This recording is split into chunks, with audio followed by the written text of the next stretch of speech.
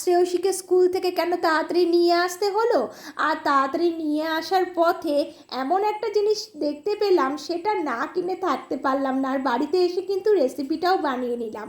তো চলো ভিডিওটা দেখতে দেখতে তোমরাও জানতে পারবে। সো হ্যালো এভরিওয়ান, তোমাদের শর্মিষ্ঠা দিদিভাই ইউটিউব চ্যানেলে তোমাদের সকলকে স্বাগত জানাই। আর যারা ফেসবুক থেকে আমার এই ভিডিওটা দেখছো তারা অবশ্যই আমার ইউটিউব চ্যানেলটাকে সাবস্ক্রাইব করে পাশে থেকো, কারণ নতুন নতুন ভিডিও যেরকম আমি তোমাদের ফেসবুকেও আপলোড করে থাকি, তেমনি কিন্তু এই তোমাদের শর্মিষ্ঠা দিদিভাই চ্যানেলেও এইরকম সুন্দর সুন্দর ভিডিও আপলোড করছি।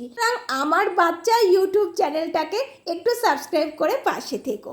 তো চলো এখন কথায় বলি যে সকালবেলার থেকে কি কি কাজ করলাম। সকালবেলা শ্রেয়সীকে স্কুলে দিয়ে এসে আমি রোজকার মতো দোকানে চলে গিয়েছিলাম, মুদির দোকানে একটু পনির নিয়ে আসবো বলে। প্রথমে ভেবেই রেখেছিলাম আজকে একটু পনিরের কষা রান্না করব, যেহেতু অনেক দিন ধরে অসহজ পালন করা হচ্ছিল, হলুদ টলুদ দিয়ে সেইভাবে খাওয়া দাওয়া হচ্ছিল না, অসহজটা মিটে যাওয়ায় সেই জন্য ভাবলাম বাড়িতে আজকে একটু পনির রান্না করি, আর কালকের থেকে একটু মাছ টাছ কিছু নিয়ে আসবো, মাছ তরকারি কিছু রান্না করব। তো আজকে পনির যখন নিয়ে আসলাম মনে করলাম যে একটু কষা কষাভাবে এমনভাবে রান্না করব যাতে খেতে একটু সুস্বাদু হয়। তো যাই হোক, প্রথমে এসেই আকাশের দিকে তাকিয়ে নিলাম, দেখলাম আকাশটা বেশ ঝুরঝুরে পরিষ্কার আছে, আর দেখে আমার মুখে তো হাসি আর ধরছে না, তোমরা দেখতেই পাচ্ছ ভিডিওর মধ্যে। তো সঙ্গে সঙ্গে সমস্ত জামা কাপড় কালকেই অর্ধেকটা শুকিয়ে নিয়েছি, আর যেটুকুনি বাকি ছিল সেটুকুনিকে নিয়ে কিন্তু সোজা চলে গেলাম বাইরে মেলাবো বলে। তো দেখতেই পাচ্ছ বেশ রোদ ঝলমল আকাশ, বেশ পরিষ্কার নীলছে আকাশ, দেখে কিন্তু পুজো পুজো গন্ধ চলে এসছে বলে মনে হচ্ছে। যাই হোক, আমি তো জামা কাপড় মেলিয়ে ঘরে চলে আসলাম, কারণ ঘরের প্রত্যেকটা জিনিসই একটু অগোছালো হয়ে রয়েছে। তার কারণ কি বলতো, কালকে তো সমস্ত কাচাকুচি করেছি, কিন্তু কালকে সবকটা জিনিসপত্র সব জায়গায় ঠিকঠাক করে পাতা হয়ে ওঠেনি, কারণ শরীরটা আর ভালো লাগছিল না। সারাদিন কাজ করার পরে সন্ধেবেলা যেন একটু শুয়ে পড়েছিলাম, মাথাটাতে কীরকম যন্ত্রণা শুরু করে দিয়েছিল। আসলে সারাদিন এতটাই রোদের তেজ ছিল, আর যার কারণে জামা কাপড় একবার দেওয়া একবার মেলা আবার সেগুলোকে তুলে নিয়ে আসা, এই করতে করতে তার মধ্যে রান্না বান্না, তার মধ্যে সমস্ত কাজ করতে করতে শরীরটা প্রচণ্ড অসুস্থ হয়ে পড়েছিল। তখন ভাবলাম যদি আমি একটু রেস্ট না নিয়ে নেই তাহলে পরের দিন সকালবেলা উঠে আবারও কাজকর্ম করতে পারবো না, আর ভিডিও শেয়ার করতে পারবো না, তার সঙ্গে ঘরের যাবতীয় কাজও আমি কিন্তু করতে গেলে প্রচণ্ড হাঁপিয়ে পড়বো এবং অসুস্থ হয়ে পড়বো। তো সেই কারণে কালকে রাত্রিবেলা আর কোনো কাজ করিনি, সব কাজ বন্ধ দিয়ে দিয়েছিলাম। ব্যাস খাওয়া দাওয়া করে শুয়ে পড়ার পরে আজকে সকালবেলার থেকে মনে করলাম কি যে সমস্ত কাজগুলো কমপ্লিট করব। তো দেখতেই পেলে জানালার পর্দা দেওয়া হয়ে গিয়েছে, মানে পর্দাগুলো খুলে নিয়েছিলাম, তো সেই পর্দাগুলোকে লাগিয়ে নিলাম। তারপরে বিছানার চাদরটা বেশ পরিপাটি করে টান টান করে গুছিয়ে নিলাম, তারপরে কিন্তু ঝাঁটফাট দিয়ে পরিষ্কার করে নিলাম। যতই ঝাঁট দেই না কেন ঘরের মধ্যে কোথা থেকে যে ধুলো চলে আসে এত বুঝতেই পারি না। তো যাই হোক, শাশুড়ির ঘরটাকে পরিষ্কার করে সোজা চলে আসলাম আমাদের ঘরে। আমাদের ঘরে খাটের চারিপাশ একটু ভালো করে মুছে নিলাম। জানো না, দুদিন অন্তর অন্তর এত কেন ধুলো আসে বুঝতে পারি না। আমাদের তো গলির মধ্যে বাড়ি, এত গাড়ি ঘোড়া যায় না, তবুও কেন ধুলোগুলো সব খাটের ওপরেই জমা হয় সেটা বুঝতে পারি না। যাই হোক, আমরা যেরকম আমাদের গা পরিষ্কার করছি, তেমনি কিন্তু আসবাবপত্রগুলোকেও নিত্য নতুন করে ভালো করে পরিষ্কার করে রাখলে বেশ চকচকে দেখতে লাগে। এরকম আমাদের মুখ যদি আমরা প্রতিদিন পরিচর্যা না করি তাহলে কিন্তু মুখের মধ্যে একটা ধুলো স্তর পড়ে যায়।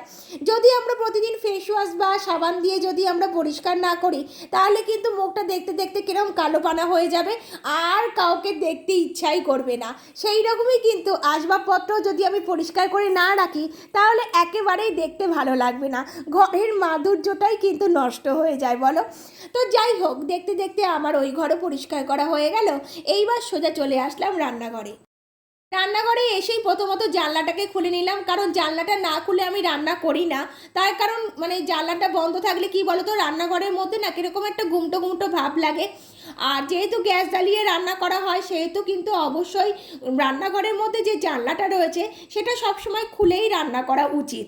তোমরাও কিন্তু তাই করবে, তোমাদের রান্নাঘরের মধ্যে যদি ছোট জানলা থাকুক বা বড় জানলা থাকুক, তোমরা কিন্তু অবশ্যই জানলাটা খুলে রান্না করার চেষ্টা করবে, কারণ গ্যাসের সিলিন্ডারের কথা কখন কি অবস্থা হবে কিছুই বলা যায় না, তাই না বলো? তো দেখতেই পাচ্ছ আমি ওদিকে ভাত বসিয়ে দিয়েছি, আর পনিরের তরকারি করব বলে যে আলুগুলো আমার শাশুড়ি কেটে রেখে দিয়েছিল সেই আলুগুলোকে কিন্তু আমি জলের মধ্যে দিয়ে দিলাম, একটু সিদ্ধ করে নেব। সিদ্ধ করে নিলে কিন্তু রান্নাটা বেশ তাড়াতাড়ি হয়ে যায়। এরপরে দেখতে পাচ্ছ ওর মধ্যে শাশুড়ি একটু পেঁয়াজ, আদা আর টমেটো কেটে দিয়েছিল, বললো ওটা মশলাতে দিয়ে দিস। তো আমি কি করলাম, মশলাটা কিন্তু মিক্সিতে কিন্তু পেস্ট করে নিচ্ছি।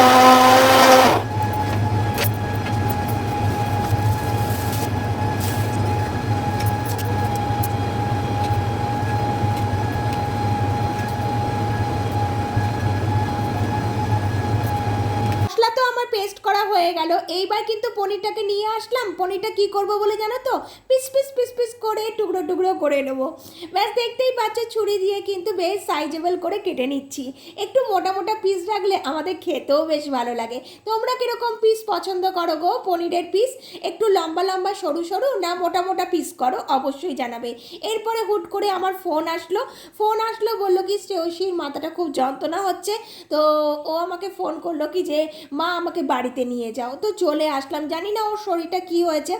তো যেহেতু বর্ষা, দেখতেই পাচ্ছ প্রত্যেকটা দিন বর্ষা, তো হয়তো দেখা যাচ্ছে কি যে হয়তো কোনো সময় বৃষ্টির টোপ মাথায় পড়েছে, তো সেই কারণেই মাথাটা যন্ত্রণা করছে কিনা আমি জানি না।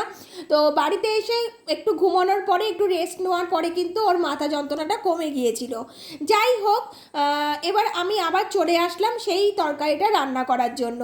তো আমি তো এইসব বন্ধ করে দিয়ে চলে গিয়েছিলাম। তারপরে দেখতেই পাচ্ছ আবারও এসে পনিরটাকে বেশ ভাজা ভাজা করে নিলাম, একটু নুন হলুদ দিয়ে ভাজা ভাজা করে নিয়েছি।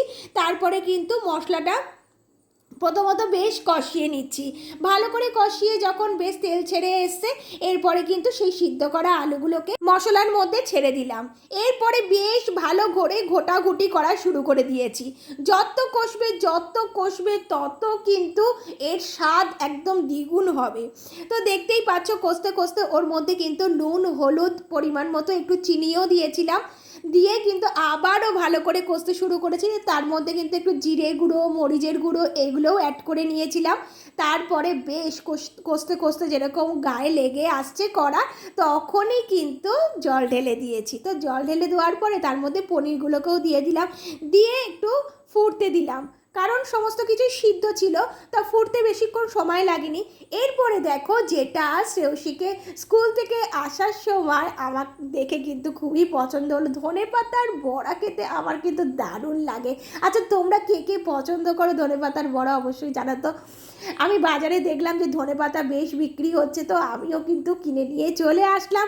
নিয়ে এসে এবার স্নান করে নিয়েছি, কারণ তখন কিন্তু প্রায় 1টা বাজতে যায়। তখন স্নান করে নিলাম, স্নান করে নিয়েই কিন্তু বেশ গরম গরম বড়া, গরম ভাতের সঙ্গে একটু তেল দিয়ে, একটু নুন দিয়ে আর একটা কাঁচা লঙ্কা দিয়ে, আহা আহা সে জমে যাবে, আর কিছু লাগবে না। আমার তো খুব ভালো লাগে। আচ্ছা তোমরা বলো তো, তোমরা ধনেপাতার বড়া খেতে কে কে পছন্দ করো, অবশ্যই কমেন্টে জানাবে। যাই হোক, আমার শ্রেয়সী কিন্তু আবার ধনেপাতার বড়া খেতে মোটেই পছন্দ করে না, ওর আবার গন্ধ গন্ধ মতো লাগে। সেটা কোনো ব্যাপার না, আমি তো আমার জন্যই নিয়ে এসেছিলাম বড়া খাবো বলে। তো দেখতেই পাচ্ছ বড়াগুলো বেশ ভাজা ভাজা হয়ে গিয়েছে, আর ভাজার জন্য কে অপেক্ষা করে। আমি কিন্তু টুকুস করে তার মধ্যে ওর থেকে একটা তুলে নিয়েছি, কারণ একটু টেস্ট করব বলে। নুন ঝাল সব ঠিক আছে কিনা সেটা তো আমাকেই দেখতে হবে না। এই দেখো বেশ ভালোই লেগেছে গরম গরম বড়া। যাই হোক, আজকের ভিডিওটা এখানেই শেষ করছি, নেক্সট ভিডিও আবারও দেখা হবে। ততক্ষণের জন্য তোমরা ভালো থেকো, সুস্থ থেকো। আমি তো ধনেপাতার বড়া খেতে থাকি, আর তোমরা দেখতে থাকো, কেমন লাগলো অবশ্যই জানাবে। চলো টাটা, বাই।